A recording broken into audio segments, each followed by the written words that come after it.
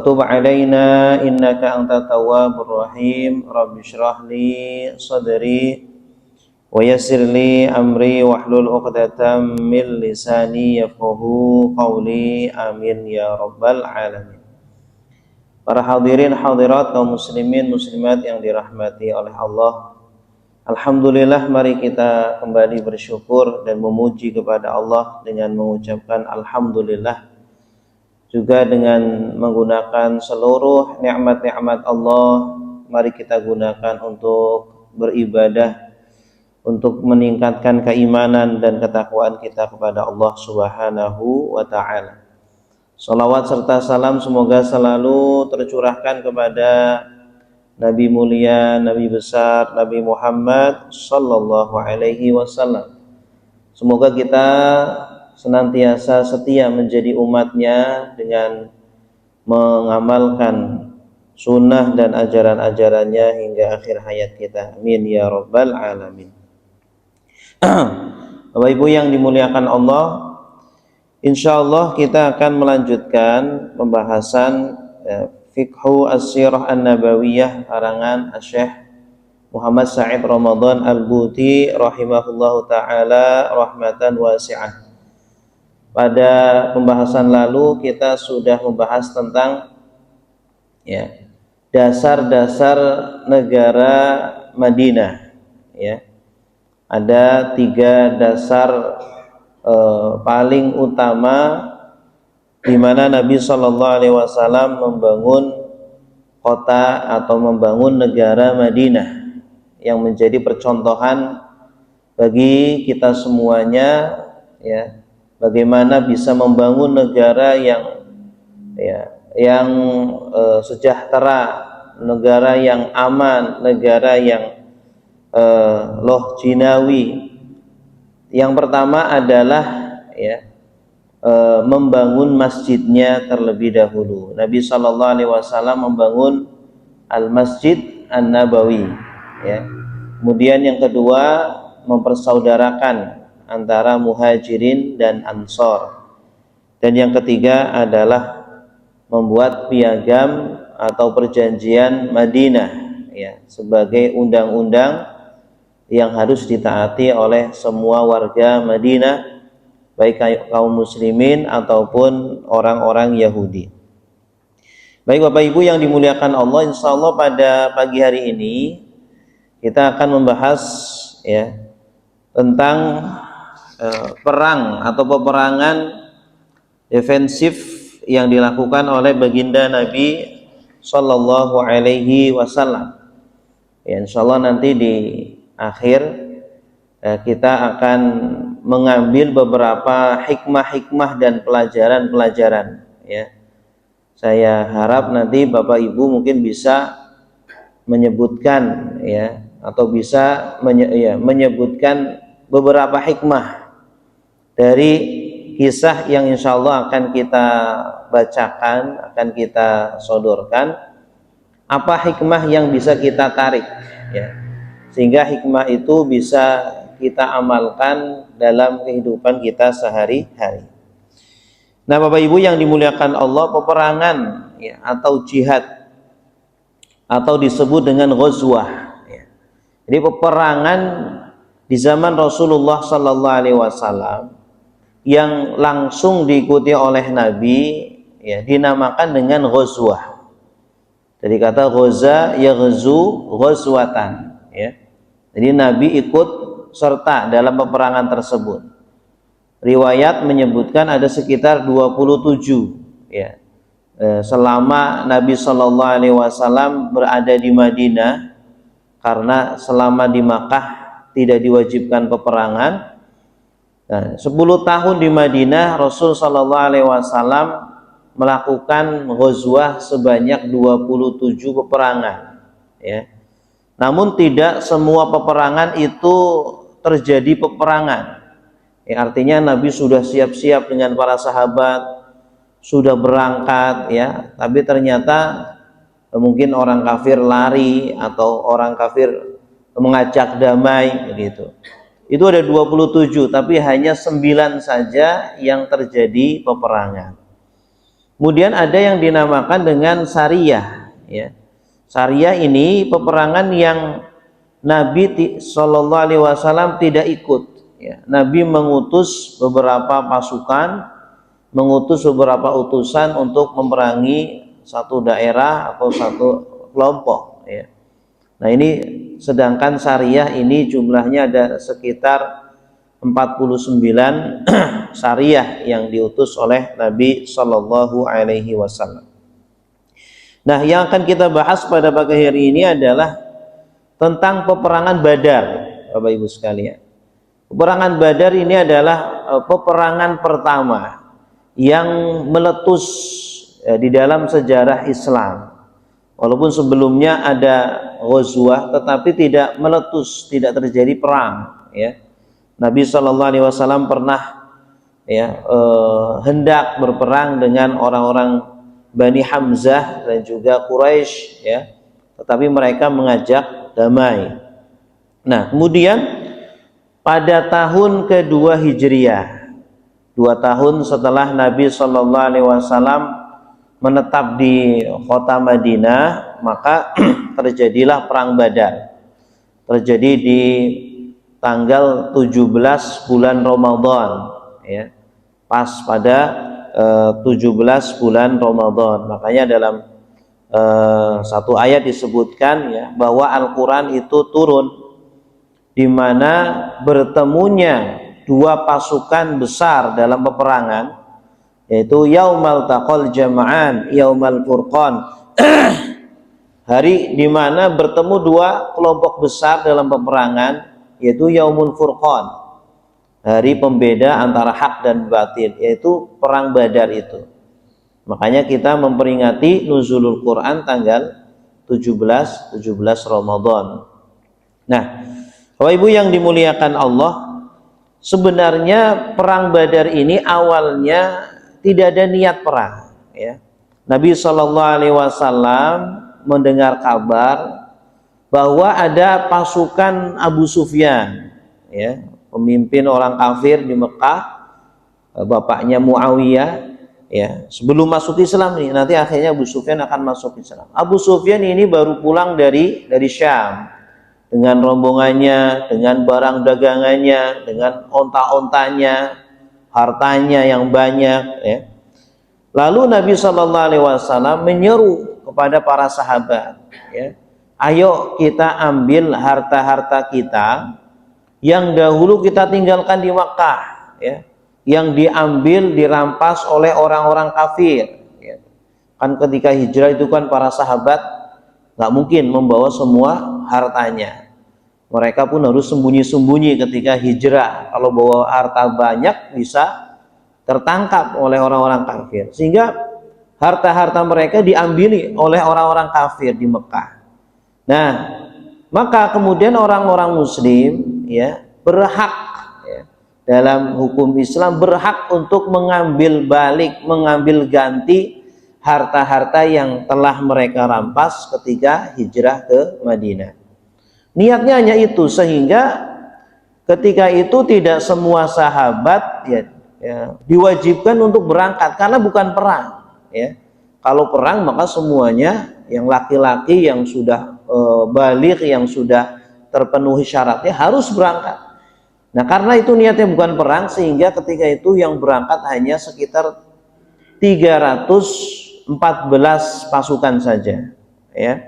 Hanya 314 laki-laki saja, ya, dengan 70 ekor onta, ya. Ada 70 ekor onta, sehingga mereka kemudian berganti-gantian ini, 2 atau 3 orang berganti-gantian menunggangi 1 onta, ya, karena perjalanan cukup jauh, Bapak Ibu, ya, berkilo-kilometer. Nah, kemudian apa? Wa tahassasa Abu Sufyan al-amra wa huwa fi tariqihi ila Makkah. Ternyata berita, ya, informasi bahwa Nabi Shallallahu Alaihi Wasallam akan mencegat Abu Sufyan didengar oleh Abu Sufyan, ya. Kalau zaman dahulu itu biasanya ada mata-mata, ada kabar-kabar lah, orang mencari kabar, ada mata-mata yang mencari kabar gitu. Kalau zaman sekarang kan mungkin ada apa namanya, ada WA, ada telepon gitu ya. Nah dulu pun mata-matanya itu orang, mereka cari kabar. Akhirnya Abu Sufyan merasa ya ini ancaman besar ya. Kita bisa ditangkap, kita bisa dibunuh, kita bisa diambil harta-hartanya.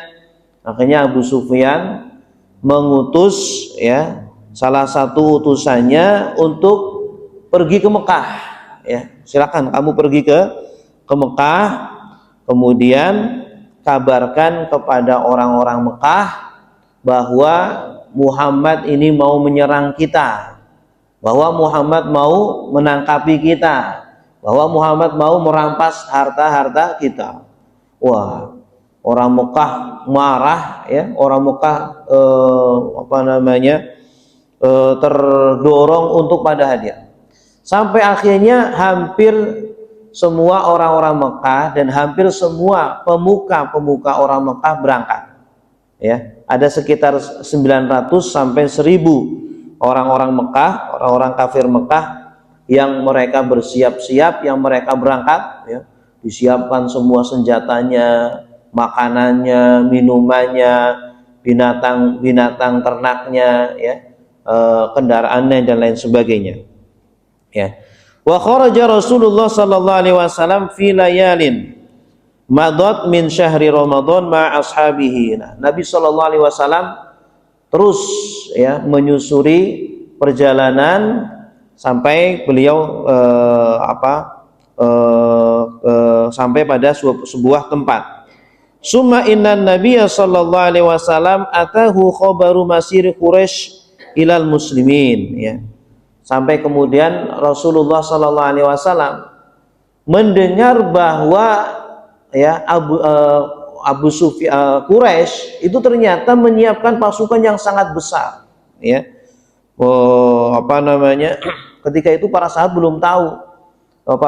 belum tahu, baru setelah beberapa hari setelahnya kemudian Nabi mendengar kabar ya, beliau mungkin melalui mata-matanya bahwa ya orang-orang Quraisy menyiapkan pasukan yang besar ya, menyiapkan pasukan yang besar.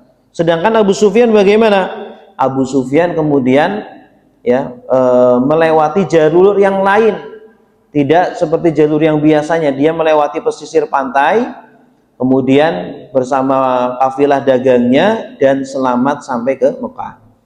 Nah, orang-orang ini, orang-orang yang dari Mekah yang tadi yang disuruh untuk menyiapkan pasukan besar oleh Abu Sufyan, menyiapkan pasukan yang besar.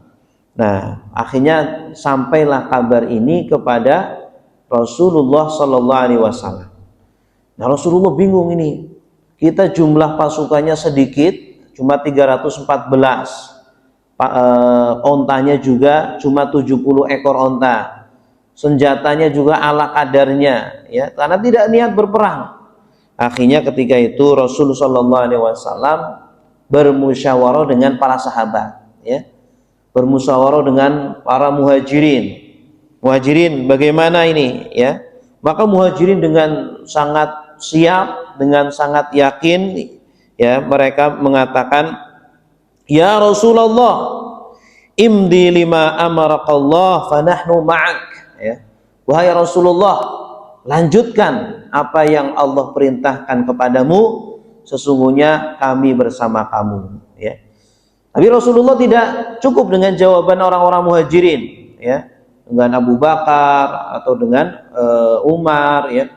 Kemudian Rasulullah bertanya lagi kepada sahabat-sahabat yang lainnya, asyiru alayya ayyuhan nas, tolong kasih pendapatnya kalian kepada saya wahai sahabat-sahabat, ya. Kemudian Sa'ad bin Mu'adz mengatakan, wallahi laka'annaka turiduna ya Rasulullah, ya, demi Allah seolah-olah engkau meminta pendapat kepada kami wahai Rasulullah.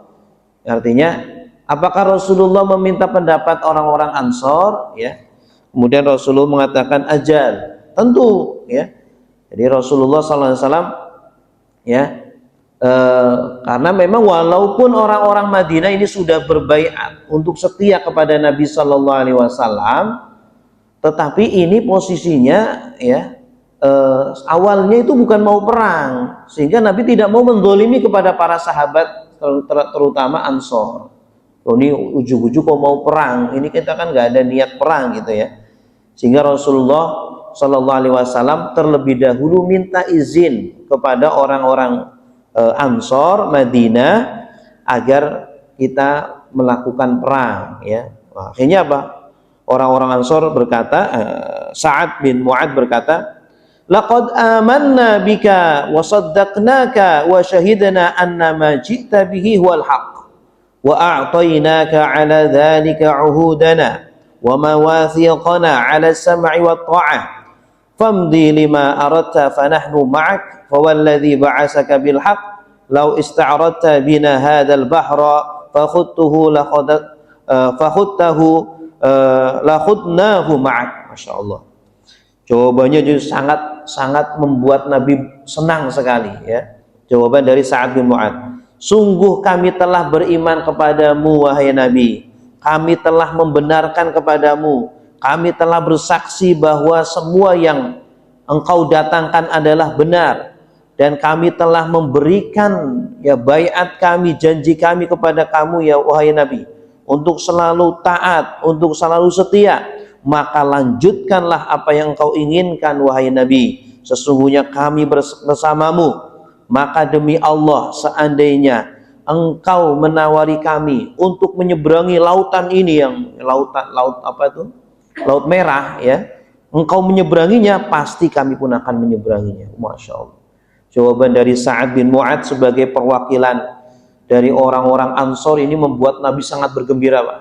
Ya, jawabannya menunjukkan keimanan yang sangat dalam.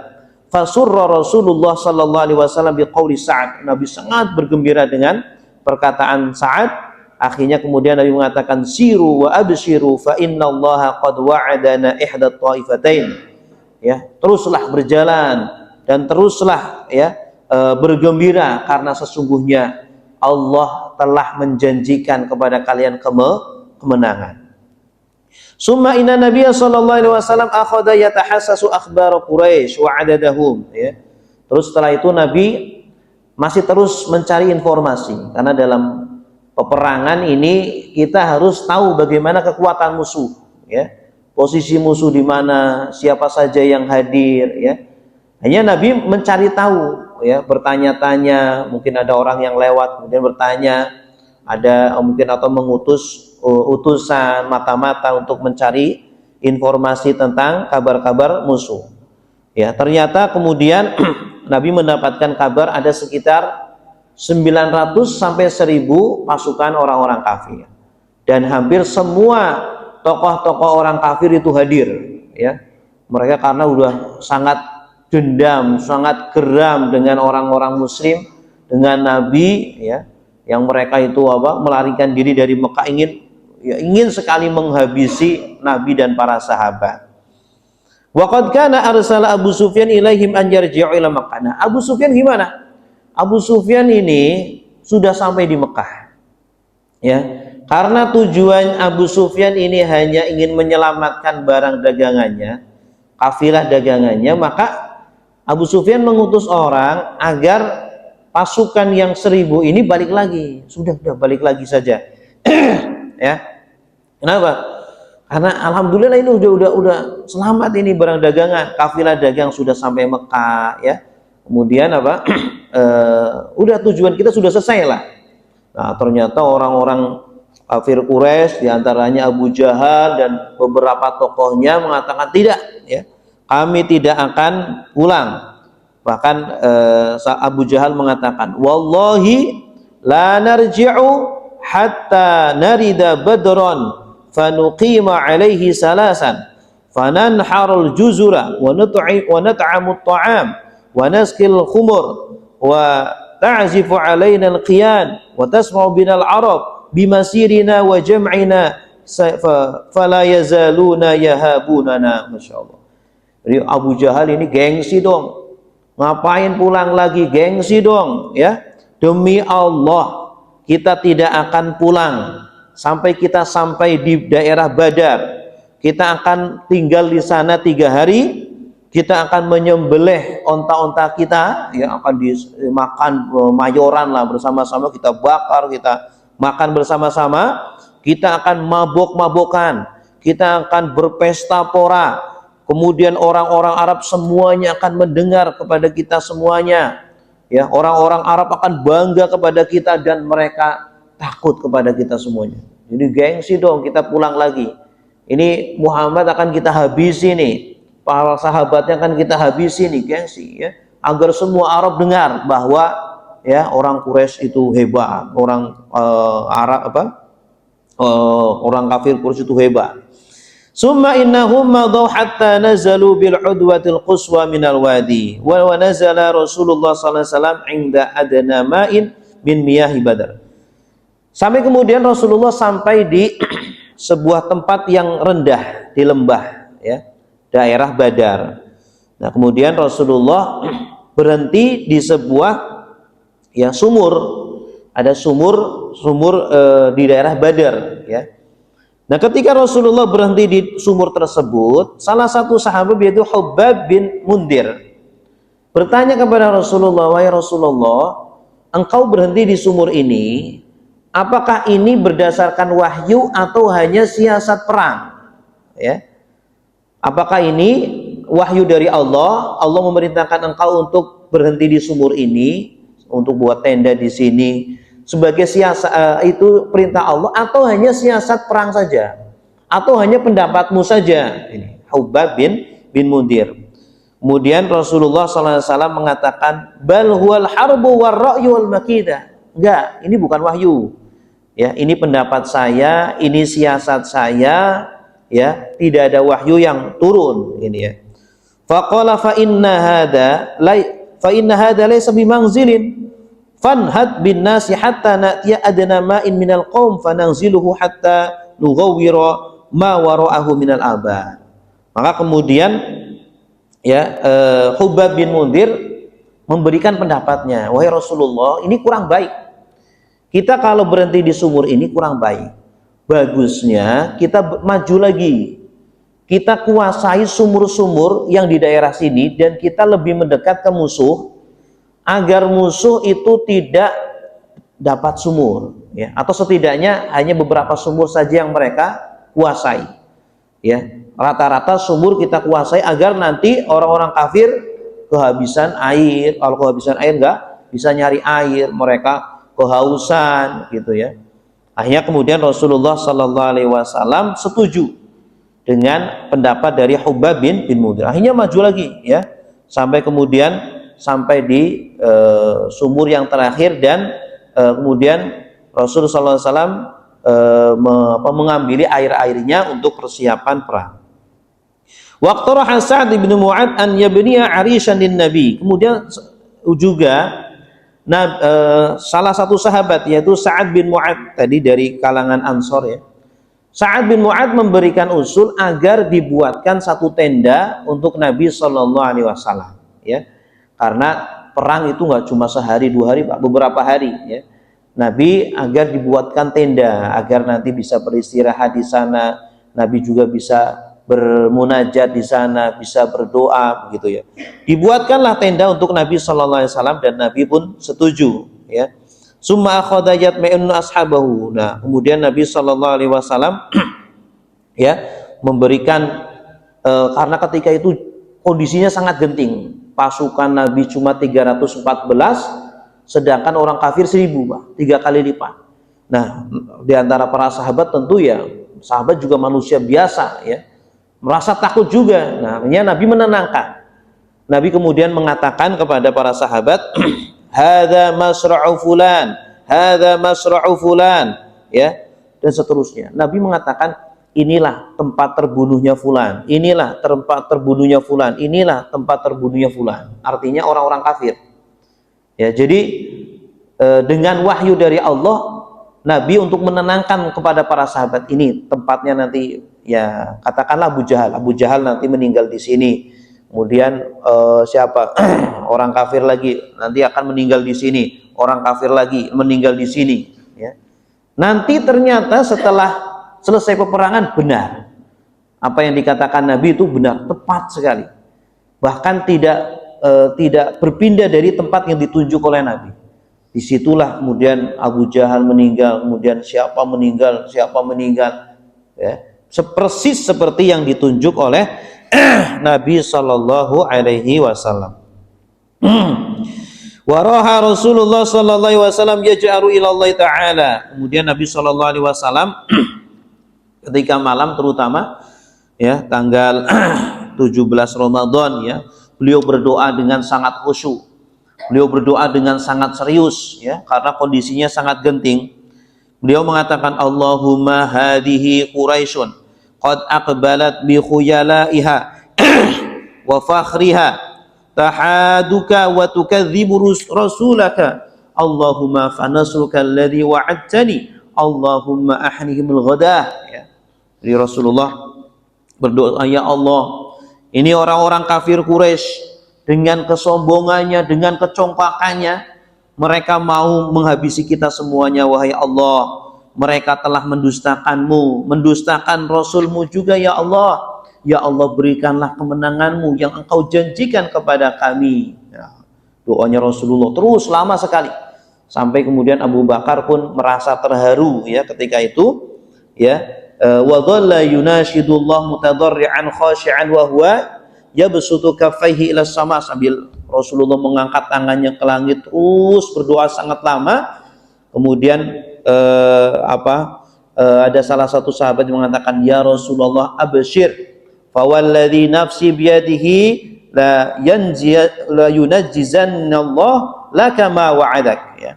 Wahai Rasulullah, bergembiralah ya, tenanglah, insyaallah Allah akan memenangkan pasukan kita semuanya.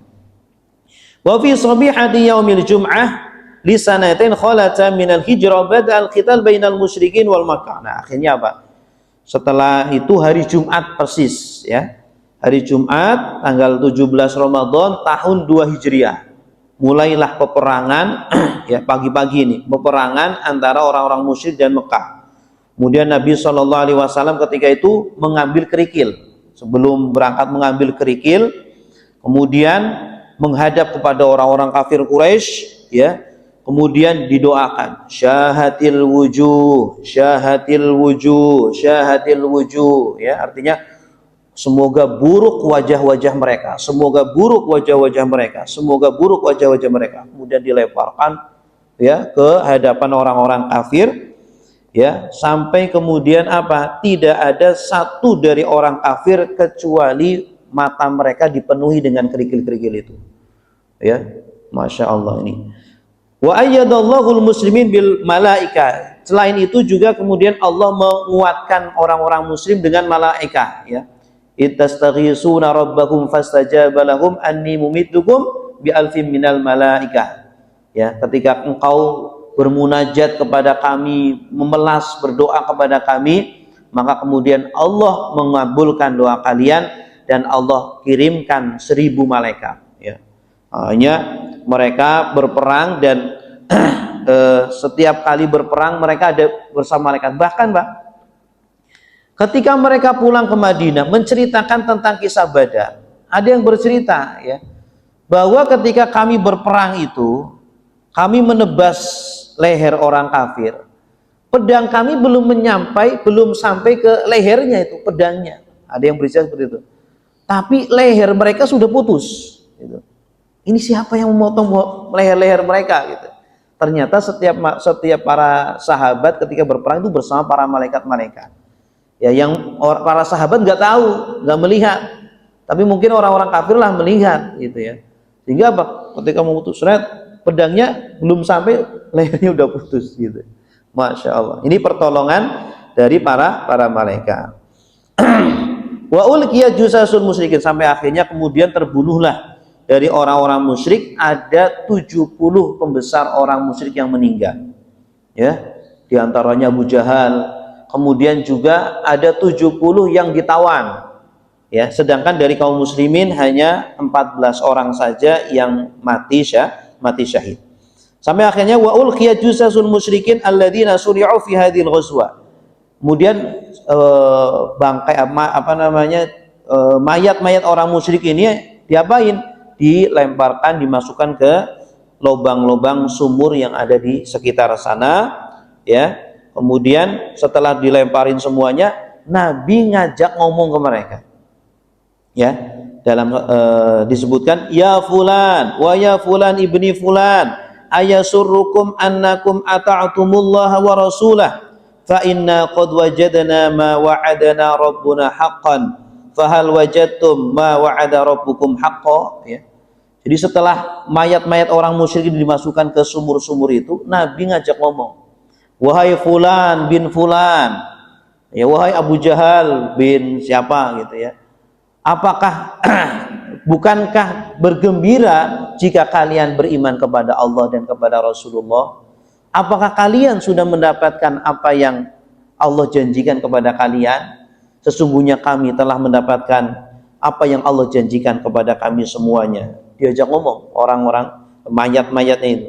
Faqala Umar, kemudian Umar berkata, ya Rasulullah, ma tukallimu min ajzadin la arwaha laha. Wahai Rasulullah, kenapa engkau ngomong kepada jasad-jasad yang sudah nggak ada ruhnya? Ini kan sudah mati, sudah nggak ada ruhnya, sudah nggak ada nyawanya. Oh, diajak ngomong, wahai Rasul. Ini Umar berkata. Faqala Rasulullah, kemudian Rasulullah bersabda, walladzi nafsu Muhammadin biyadihi ma antum bi asma'a lima aqula minhum. Demi Allah yang nyawaku ada di genggamannya, demi Allah mereka itu lebih mendengar daripada kalian. Masya Allah. Orang-orang yang sudah mati ternyata pendengarannya lebih kuat daripada kita yang masih hidup, gitu, kata Rasulullah. Wastasyara Nabi sallallahu alaihi wasallam ashabu. Kemudian Rasulullah minta pendapat kepada para sahabatnya, ini para tawanan-tawanan bagusnya diapakan, ya, apakah dibunuh atau ditebus, ya, keluarganya suruh nebus biar dibebaskan. Abu Bakar mengusulkan, udah ditebus saja wahai Rasul, ya, agar kita kan sedang butuh dana, ya, untuk membangun negara, ya, ditebus saja biar keluarganya yang nebus. Ternyata Umar enggak, pendapat Umar enggak, jangan ditebus, ya. Ini para musuh-musuh muslimin ini pembesar-pembesar orang kafir. Kalau mereka dilepaskan lagi, mereka bisa berbahaya lagi. Dibunuh saja, gitu kan. Ini pendapat dari Umar bin Khattab. Tapi kemudian Nabi SAW mengambil pendapatnya Abu Bakar. Ya udah, ditebus sajalah. Ya, mungkin nanti beriman, gitu. Ditebus. Ada yang ditebus dengan harta. Ada juga yang ditebus dengan cara mengajari anak-anak Madinah cara membaca. Ya, diajari, oh, ini ada 10 anak Madinah nih, ajarin sampai mereka bisa. Kalau bisa, silakan kamu pulang ke keluargamu, ya. Nah, akhirnya ternyata ayat turun, ya, yang isinya justru malah membenarkan pendapatnya Umar bin Khattab, ya. Pendapatnya Umar bin Khattab. Nah, turun bagaimana ayatnya surah Al-Anfal. Maka li nabiyyin ayyakuna lahu asra hatta yuskhina fil ard. Ila qaulihi faqulu mimma ghanimtum halalan thayyiba. Yang artinya adalah tidak layaklah bagi nabi, ya, ketika memiliki tawanan kecuali tawanan itu dibunuh, ya. Jangan ditebus, ya, gitu. Baik Bapak Ibu yang dimuliakan Allah, inilah ringkasan kisah dari Ghazwah Badar, perang Badar, ya. Tentu dari beberapa poin-poin kisah ini ada hikmah atau pelajaran-pelajaran yang bisa diambil, ya. Mungkin, ya, saya ingin ada interaksi dari bapak-bapak atau dari ibu-ibu. Dari kisah ini apa pelajaran yang bisa kita ambil, Pak? Dari perang Badar ini, ya, apa kira-kira? Ada enggak? Jangan-jangan lewat begitu saja. Jadi biar kita terlatih bisa mengambil pelajaran dari semua kejadian-kejadian, ya, yang ada di sekitar kita, yang menimpa kepada kita, atau kisah yang menimpa pada Nabi, kepada para sahabat, ya. Apa kira-kira, Pak? Ada yang bisa? Persatuan dan kesatuan, ya, bagus. Bagaimana Rasulullah itu menyatukan pasukan Muhajirin dan Ansor, ya. Karena sebanyak apapun pasukan kalau pecah ya nggak bisa ya. Tapi kalau walaupun sedikit ya, hanya 314 pasukan, tapi mereka semuanya apa? Wah, setia kepada Nabi, as-sam'u wa tha'ah. Maka kemudian turunlah pertolongan dari Allah Subhanahu wa taala. Dulu kita ketika dijajah itu kan mayoritas kita sebenarnya orang-orang Indonesia, tapi kok bisa kalah kita dengan penjajah Belanda, dengan Inggris? Karena kita dipecah belah ya. Kita dipecah belah oleh mereka sehingga kita nggak bersatu dan kita lemah gitu. Yang lain Pak, ada lagi? Apa Ustaz kira-kira? Apa pelajaran yang bisa kita ambil tadi dari kisah tadi? Ya. Di antaranya adalah Allah Subhanahu wa taala ingin yang lebih baik untuk Nabi dan Rasulnya. Asalnya kan Nabi dan Rasulnya ingin mengambil harta mereka yang dirampas oleh orang-orang kafir, ya. Tapi ternyata Allah ingin yang lebih baik untuk mereka, untuk kaum muslimin, untuk Nabi Shallallahu Alaihi Wasallam. Kalau ngambil harta mereka saja, paling dapat berapa saja, nggak banyak, Pak. Ya, nggak banyak, paling berapa saja. Dan udah setelah itu udah. Tapi Allah ingin memberikan harta yang lebih baik melewati peperangan ya dengan perang Badar. Karena kalau perang Badar itu hartanya banyak Pak. Orang perang itu bawa harta banyak, perbekalan banyak, hewan-hewannya juga banyak. Ya, kalau rombongan dagang kan paling berapa orang saja, paling puluhan saja. Nah ini 1.000 orang. Tentu 1.000 orang, setiap orang kan bawa bekal. Ya, kalau seandainya tidak terjadi perang Badar, cuma mengambil harta rampasan perang dagang itu paling berapa? Ya, tapi Allah ingin memberikan yang lebih banyak kepada Nabi Shallallahu Alaihi Wasallam dan para sahabat. Harta yang lebih banyak ini nih buat kalian yang lebih banyak. Cuma harus ada apa? Keberanian. Kalian harus berani berkorban, berperang, berjihad.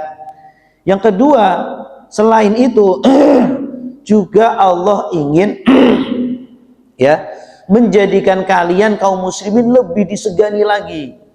Kalau kalian hanya mengalahkan beberapa rombongan dagang yang jumlahnya puluhan, nah itu biasa aja.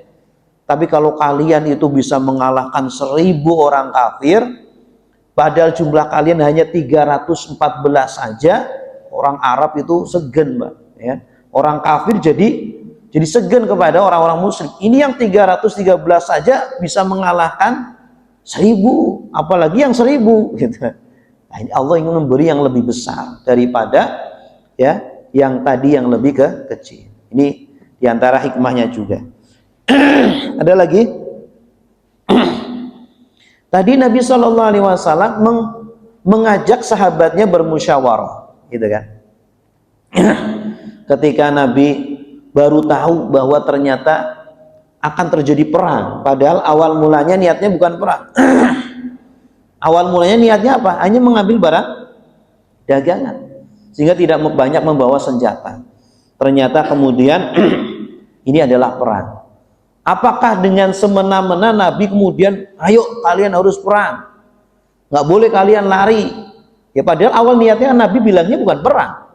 Nah, Nabi tidak mau zalim kepada sahabatnya. Ya. Walaupun Nabi berhak menyuruh mereka untuk kalian harus taat, kalian harus dengar. Nabi bisa mengatakan seperti itu.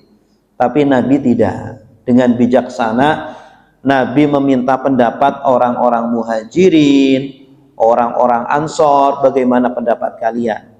Agar apa? Mereka berperang betul-betul bukan paksaan. Ya. Tapi memang betul-betul dari dalam hati, betul-betul keluar dari kesetiaan kepada Rasulullah Shallallahu Alaihi Wasallam. Ya, jadi kita walaupun sepintar apapun kita, walaupun kita sebagai seorang pemimpin, walaupun kita sebagai tokoh ya yang paling ditokohkan, jangan kemudian kita merasa bisa memutuskan sebuah perkara tanpa bermusyawarah dengan yang lainnya. Ya, perlu juga kita bermusyawarah dengan orang-orang yang ada di sekitar kita, dengan pengurus-pengurus yang lain, dengan orang lain gitu ya. Nabi saja yang Nabi itu ya sudah dibimbing oleh wahyu, dibimbing oleh Allah. Kalau salah pasti akan diluruskan. Ini masih mau bermusyawarah kepada sahabat-sahabatnya. Ya, bahkan ketika Nabi SAW berhenti di sebuah sumur, ya, itu pun Nabi SAW tidak menolak pendapatnya. Ya, pendapatnya siapa tadi? Pendapatnya sahabat siapa tadi? Ya, Hubab, ya, Hubab bin Mungdir, ya.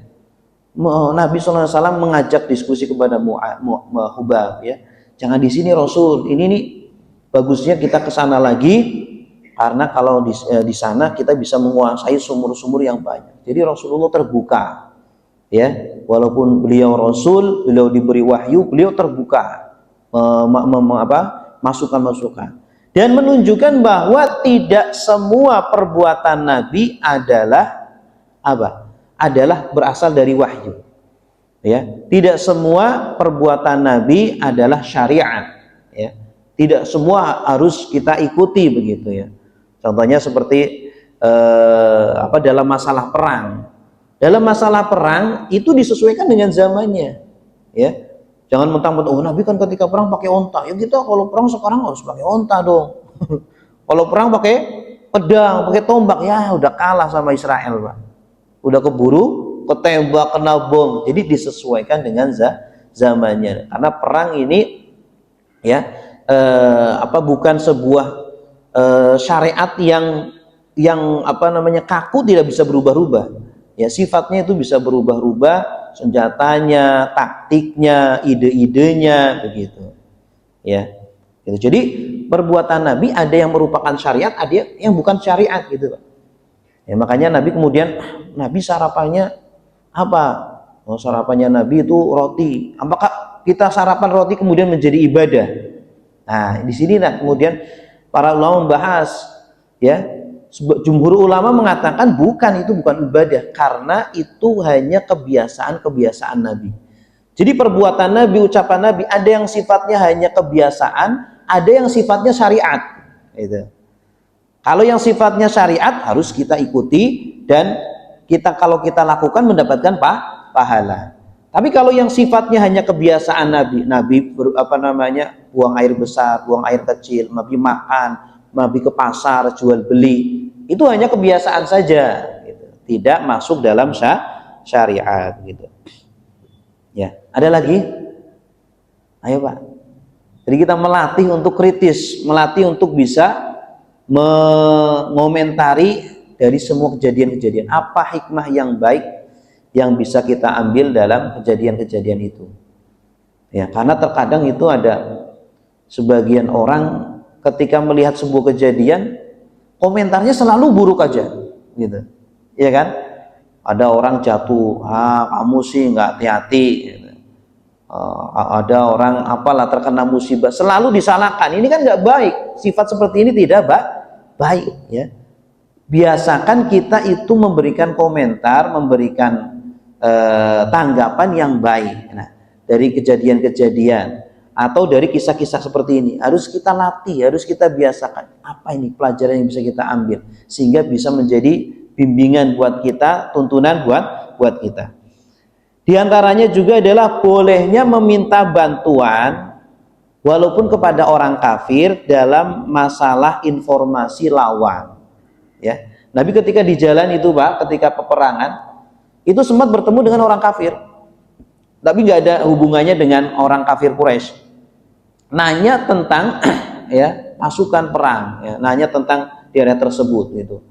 Kemudian dijawab oleh orang kafir tersebut, sehingga Nabi SAW mendapatkan informasi yang sangat penting yang kemudian bisa menjadikan, ya, sebab kemenangan beliau, gitu. Kemudian juga peperangan ini mengandung mukjizat besar, ya, di mana Nabi SAW mengatakan, hadza masra'u fulan, hadza masra'u fulan, hadza masra'u fulan. Dan tepat, Pak, yang ditunjuk oleh Nabi itu persis disitulah meninggalnya orang kafir ini. Orang kafir itu tidak bergeser sedikit pun. Ya, ini tidak lain kecuali dari wahyu. Tidak mungkin Nabi itu berijtihad, pasti dari wahyu. Allah ngasih tahu, ini di sini nih fulan meninggal, di sini nih fulan meninggal. Ada 70 dari orang-orang kafir yang meninggal. Dan juga mukjizat lain juga, itu tadi yang saya sebutkan, ada 1.000 malaikat. 1.000 malaikat yang ikut berperang bersama para sahabat, tapi tidak dilihat oleh sahabat. Mungkin orang-orang kafir melihat, ya, ketika mereka menebas leher orang kafir, belum sampai itu pedang, itu leher sudah berdarah, ya. Ini. Kemudian juga dari kisah ini juga kita mengambil pelajaran adanya kehidupan barzakh, ya. Adanya kehidupan barzakh di mana Nabi SAW mengajak berbicara dengan orang-orang kafir Quraisy yang sudah meninggal, yang dimasukkan ke sumur-sumur, diajak berbicara bahwa mereka itu, ya, orang yang sudah meninggal itu bukan berarti tidak ada, Pak. Ada mereka itu ada. Makanya jangan bilang orang yang sudah meninggal itu sudah nggak ada gitu. Jangan bilang itu tuh kebiasaan orang kafir ternyata. Bahkan orang Arab pun terpengaruh dengan kebiasaan itu. Orang yang sudah meninggal, orang Arab itu mengatakan faqid. Faqid itu orang yang sudah nggak ada. Orang Islam itu tidak meyakini bahwa orang meninggal itu nggak ada. Orang meninggal itu masih ada, ya. Jasad hanya saja mungkin jasadnya sudah puluhan tahun sudah tidak ada. Tapi mereka itu ada, ruhnya itu ada, ya. Ruhnya itu ada. Entah itu tertahan, ya. Makanya setiap kali kita berziarah ke kuburan itu kan kita dianjurkan apa? Salam kepada mereka. Assalamualaikum ya ahlad diyar, ya.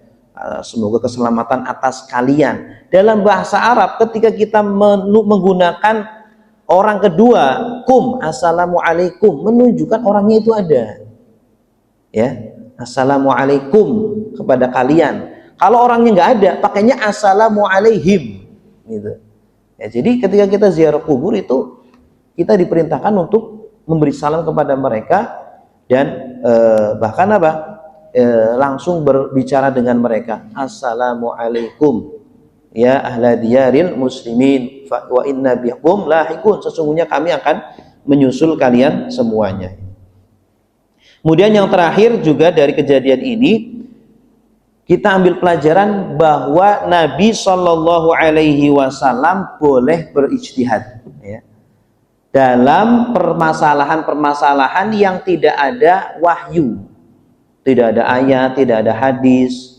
Itu Nabi boleh berijtihad, silakan, ya, menggunakan akalnya, kecerdasannya untuk menentukan sebuah perkara, itu boleh ijtihad. Ini jumhur ulama usul mengatakan bahwa boleh Nabi itu berijtihad. Toh nanti ketika salah pasti akan diluruskan oleh Allah Subhanahu wa taala. Tidak mungkin Allah membiarkan nabinya salah. Ya, kalau salah nanti pasti ditegur dan diluruskan oleh Allah, gitu. Ya, karena Nabi kan menentukan kita berhenti di sini saja nih, di sumur ini. Ternyata ijtihad Nabi